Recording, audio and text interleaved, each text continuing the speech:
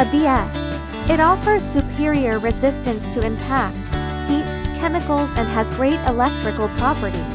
Easy to process, stable, glossy, paintable and suitable for various secondary processes. Widely used in machinery, automobiles, electronic appliances, instrumentation, textiles and construction and other industrial fields. POM. High strength, stiffness, good elasticity.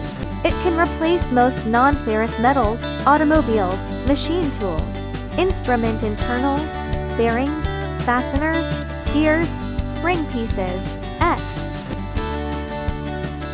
PA. Heat resistance, wear resistance, chemical resistance and self-lubrication, and low friction coefficient, a certain flame retardant, easy to process.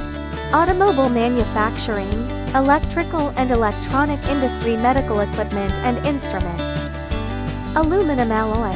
Aluminum alloy is lightweight yet strong, approaching steel strength. It's highly plastic, conductive, thermally efficient, and corrosion resistant, making it a popular industrial material, second only to steel. CHA's been widely used in aviation, aerospace, automotive, machinery manufacturing, shipbuilding and chemical industries.